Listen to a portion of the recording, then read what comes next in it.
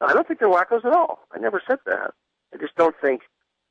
I don't think that means it was an inside job. I mean, it doesn't mean that. One doesn't follow the other. It's basic logic. Yeah, let's ignore the forensic science of a crime, Tucker. I'm not ignoring I'm not ignoring anything.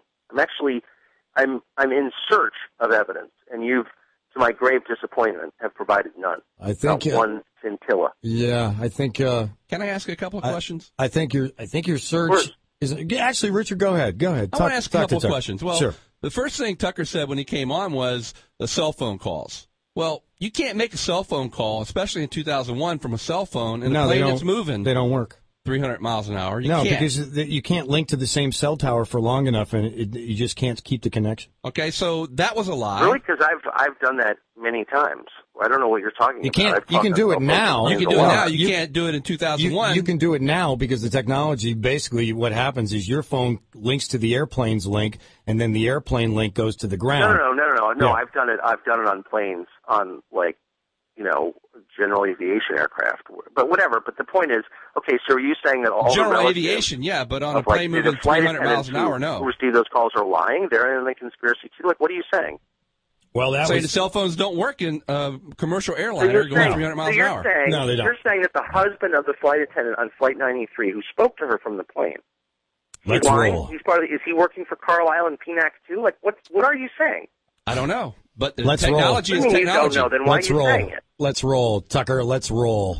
That's what I got out of that one. You just threw out another allegation. It wasn't me. It wasn't me. It wasn't me. It's me, Richard. It was a guy who. Okay, now you're blaming your partner. No, I'm not blaming anybody. Tucker, we're out of time. Tucker, we're out of time. It's a shame because I would love to continue barbecuing you. It's a shame. It's a shame. It's a shame that you're going to have problems. You're going to lay awake at night right now. You're going to go, man, architects, engineers, scientists, everybody's looking into this now, huh? Yeah. I guess I must be against science. I'm just a Luddite. All right. Well, I hope that you'll be slightly less irresponsible on tomorrow's show. And I won't be listening, but I hope so. I will email you Susan Lindauer's video, and I hope you enjoy watching it. Good. I appreciate it. Thanks. Bye-bye. See ya.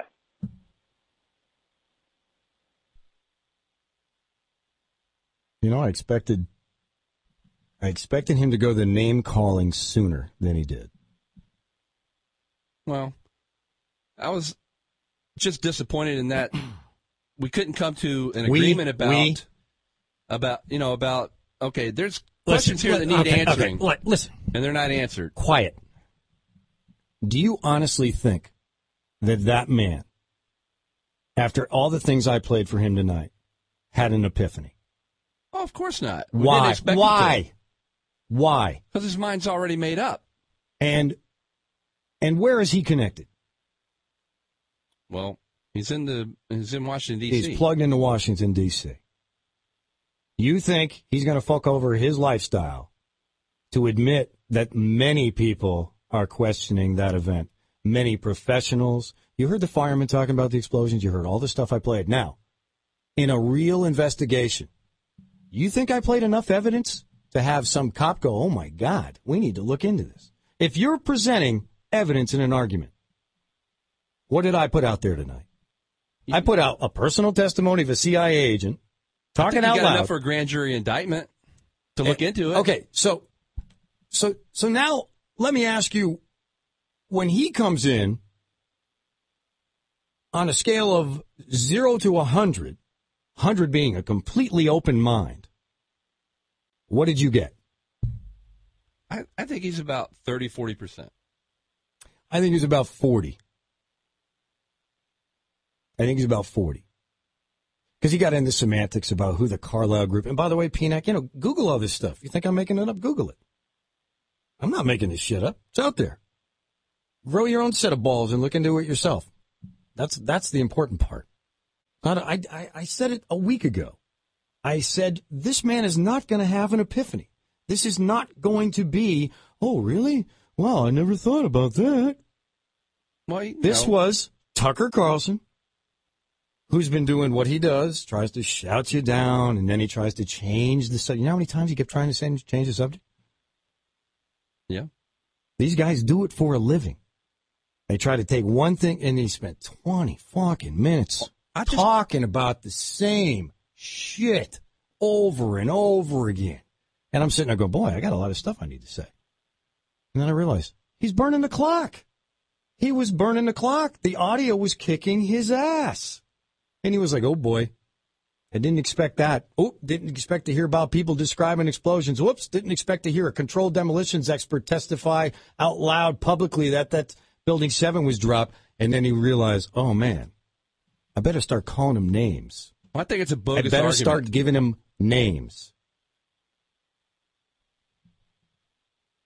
I better start calling him names. I better try to discredit him.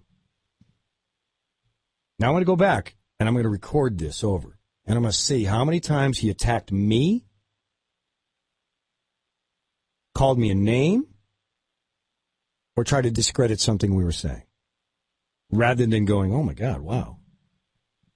Well, really, man, I've never heard that audio before, Ledge. Those people, wow, they're all describing multiple explosions. Geez, don't you think that would be admitted in the 9/11? Nope, didn't make it to the 9/11 Commission. Didn't make it.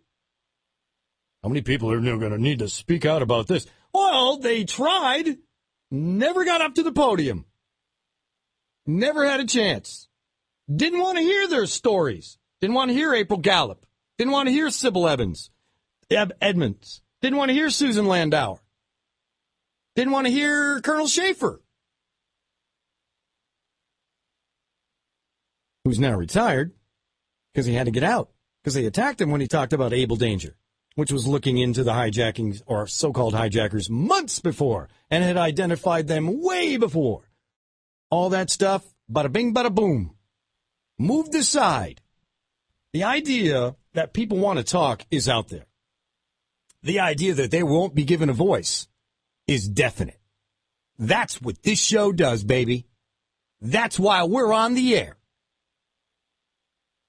To counter the idea that every time someone does want to talk and they want to go on mainstream media, they won't get shouted down for 3.5 minutes. Here's your time. See you later. Bye. Shut off his mic.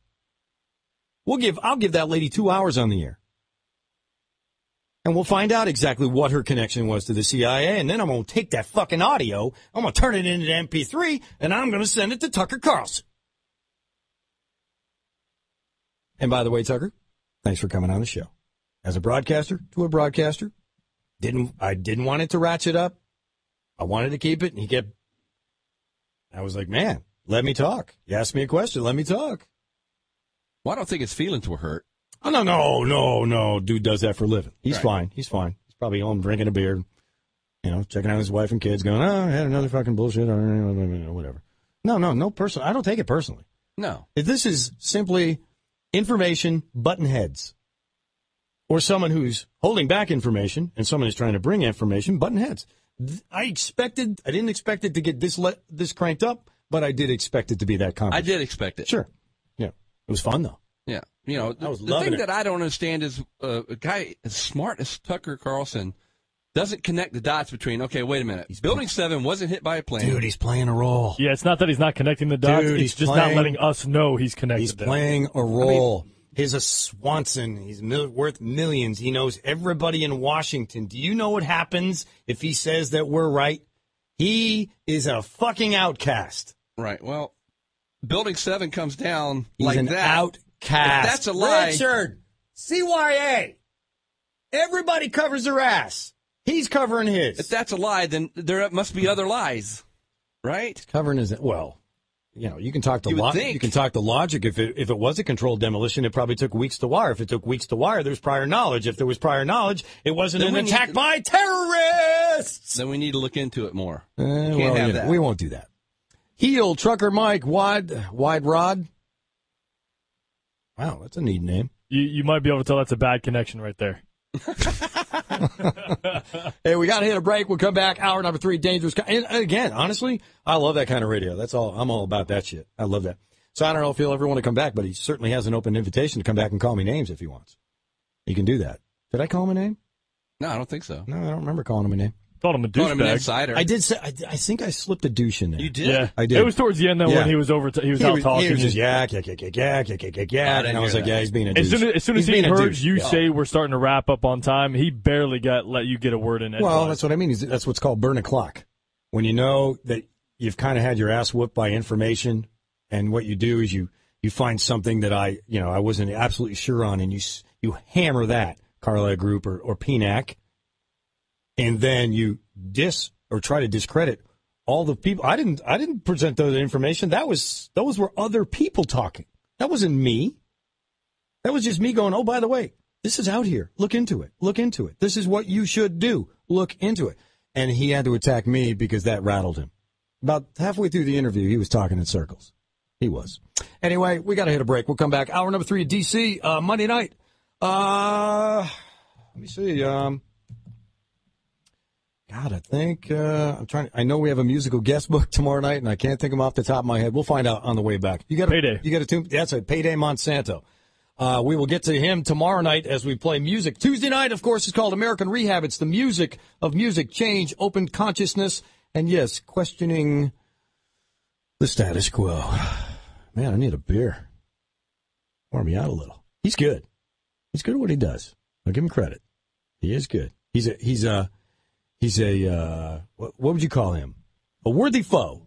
A worthy foe. He's a worthy foe. I like Tucker. Good man. All right, guys, coming back right here on RadioIO. Dangerous Conversation returns after this on Bubba Army Radio.